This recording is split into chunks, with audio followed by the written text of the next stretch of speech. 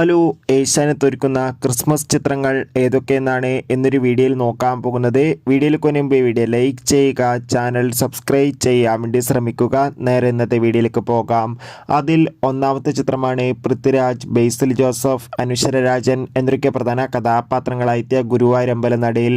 ചിത്രം മികച്ചൊരു വിജയമായിരുന്നു. ചിത്രം ഈ വരുന്ന ക്രിസ്മസ് കാലത്ത് നമുക്ക് ഏഷ്യാനെറ്റിലൂടെ റീടെലികാസ്റ്റിംഗ് കാണാൻ വേണ്ടി സാധിക്കുന്നതായിരിക്കും. രണ്ടാമത്തെ ചിത്രമാണ് ആസിഫ് അലി, അപർണ ബാലമുരളി, വിജയരാഘവൻ എന്നൊക്കെ പ്രധാന കഥാപാത്രങ്ങളായ ചിത്രമായിരുന്നു കിഷ്കിന്ധ കാണ്ഡം. ചിത്രം മികച്ചൊരു വിജയമായിരുന്നു. ചിത്രം ഡിസ്നി പ്ലസ് ഹോട്ട്സ്റ്റാറിലൂടെ OTT റിലീസ് ചെയ്തിട്ടുണ്ട്. ചിത്രം വരുന്ന ക്രിസ്മസ് സ്പെഷ്യലായി നമുക്ക് ഏഷ്യാനെറ്റിലൂടെ ആസ്വദിക്കാൻ വേണ്ടി സാധിക്കുന്നതായിരിക്കും. അടുത്തൊരു ചിത്രമാണ് ഫഹദ് നായകനത്തെ ചിത്രമായിരുന്നു ആവേശം. ചിത്രം മികച്ചൊരു വിജയമായിരുന്നു.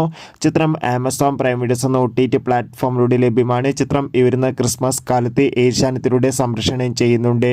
ടൊവിനോ തോമസ്, ബേസിൽ ജോസഫ് എന്നൊക്കെ പ്രധാന കഥാപാത്രങ്ങളായ ചിത്രമായിരുന്നു അജയൻ്റെ രണ്ടാം മോഷണം.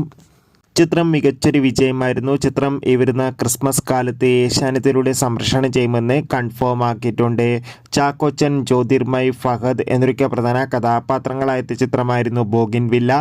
ചിത്രവും ഈ വരുന്ന ക്രിസ്മസ് കാലത്ത് ഏഷ്യാനെറ്റിലൂടെ സംപ്രേഷണം ചെയ്യുന്നുണ്ട്. ചിത്രം ഈ വരുന്ന ഡിസംബർ 13 സോണി ലീവ് എന്ന OTT പ്ലാറ്റ്ഫോമിലൂടെ OTT റിലീസ് ചെയ്യുമെന്ന് ഒഫീഷ്യലായി കൺഫേം ആക്കിയിട്ടുണ്ട്.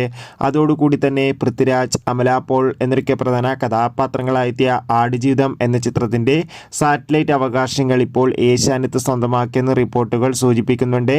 കാത്തിരിക്കാം. ചിത്രങ്ങളുടെ കൂടുതൽ അപ്ഡേഷൻ അറിയാൻ വേണ്ടി നിങ്ങൾ കാത്തിരിക്കുന്ന ചിത്രം ഏതാണെന്ന് കമൻറ്റ് ചെയ്യുക. ബൈ.